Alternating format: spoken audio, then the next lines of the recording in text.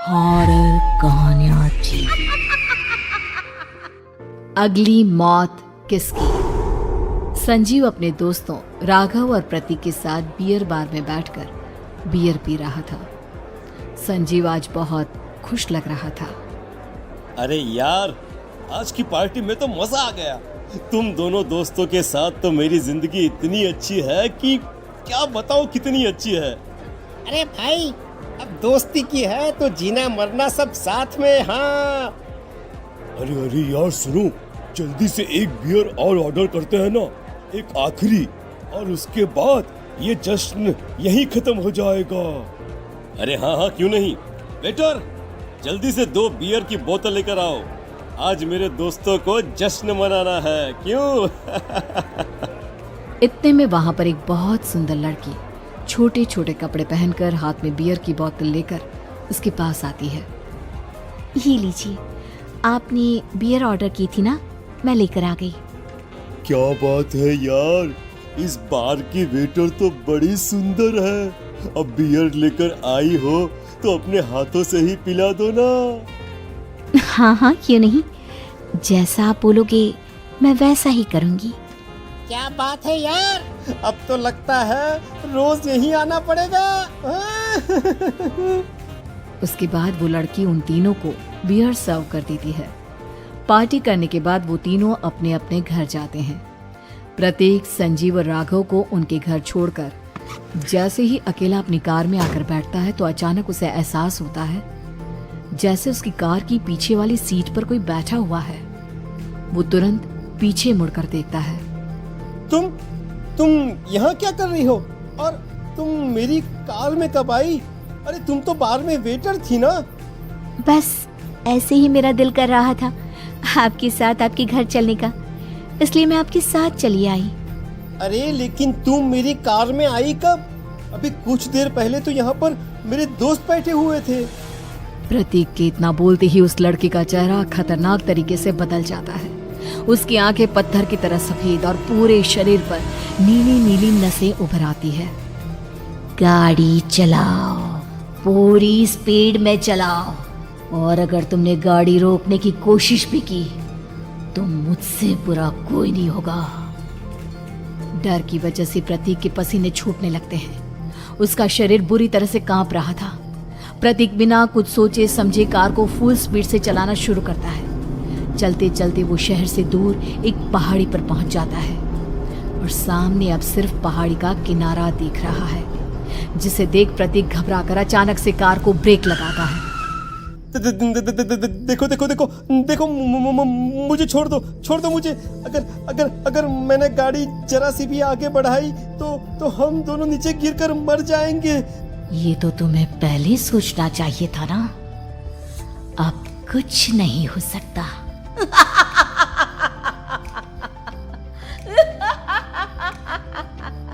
छोड़ दो मुझे। नहीं, प्लीज मुझे छोड़ दो। प्लीज मुझे जाने दो। छोड़ दो मुझे। गाड़ी आगे बढ़ाओ।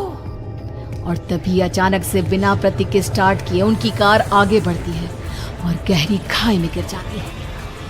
उसके चीखने की आवाजें चारों तरफ सुनाई देती है।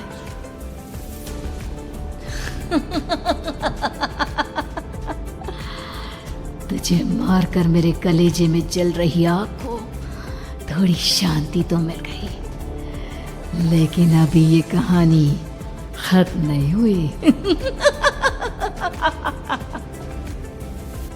और फिर अगले दिन राघव और संजीव को पता चलता है कि प्रतीक की पहाड़ी से नीचे गिरकर मौत हो गई। अरे कल रात की तो बात है यार, हम सब बैठकर पार्टी कर रहे थे, लेकिन मेरी एक बात समझ में नहीं आ रही। राघव शहर से इतना बाहर उस पहाड़ी पर इतनी रात को क्या करने गया था? अरे यार, वही सोचकर तो मैं भी परेशान हूँ। हम दोनों को छोड़ने के बाद तो वो सीधा अपने घर जाने वाला था, और वो आत्महत्या क्यों करेगा भाई? कल रात तक वो कितना खुश था, हमारे साथ सेलिब्रेट कर रहा था। हाँ, लेकिन पुलिस ने तो यही कहा है कि प्रतीक ने अपनी कार को जानबूझकर पहाड़ी से नीचे गिरा दिया और आत्महत्या कर ली। अरे यार, संजीव मेरी तो कुछ भी समझ में नहीं आ रहा है। चल ठीक है, अब मैं अपने घर जाता हूँ। Okay bye. राघव अपने घर में अकेला था। दोपहर का वक्त था। तभी दरवाजे की घंटी बजी। कौन है? अरे 1 मिनट रुको, अभी आता हूँ। राघव ने जैसे ही दरवाजा खोला उसने देखा कि सामने एक बहुत खूबसूरत लड़की खड़ी हुई है। कौन है आप और यहाँ किससे मिलने आई हैं? देखिए ना, बाहर बारिश शुरू हो गई थी, मेरी गाड़ी खराब हो गई है। आपका घर नजर आया तो सोचा कुछ हेल्प ले लेती हूँ। क्यों नहीं, आइए ना, आइए आइए। मेरे कपड़े पूरे भीग चुके हैं, क्या आपके पास टॉवल मिलेगा प्लीज? राघव अपने बाथरूम से एक टॉवल लाकर उस लड़की को देता है। थैंक यू सो मच, अब मैं चलती हूँ। अरे इतनी क्या जल्दी है? आप चाहे तो बारिश रुकने तक यहाँ पर रुक सकती हैं। हाँ। लड़की ने पलटकर राघव की तरफ देखा। नहीं, मुझे जाना होगा, मेरा काम बाकी है। और वो वहां से चली गई। उस लड़की के जाने के बाद राघव अपने बाथरूम में नहाने के लिए गया और जैसे ही उसने बाथरूम में देखा तो उसका टॉवल वहीं पर लटका हुआ था। उसने टॉवल हाथ में लिया तो देखा कि उसका पूरा टॉवल खून के धब्बों से सना हुआ है। अरे अरे ये क्या? ये टॉवल तो मैंने उस लड़की को दे दिया था। ये वापस मेरे बाथरूम में कैसे आ गया? और इस पर ये खून के धब्बे कहां से आ गए? राघव ने आईने में देखा तो उसकी गर्दन पर एक बड़ा सा चाकू का कट लगा हुआ था जिससे खून बह रहा था, जिसे देख राघव के होश उड़ गए। हाँ, अरे ये क्या? मेरी गर्दन इतनी ज्यादा कटी हुई है और मुझे दर्द भी नहीं हो रहा है।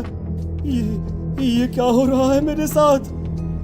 राघव घबराकर बाथरूम से बाहर आया और अपना मोबाइल उठाकर उसने संजीव को फोन लगाया। संजीव जल्दी से मेरे पास आ जाओ।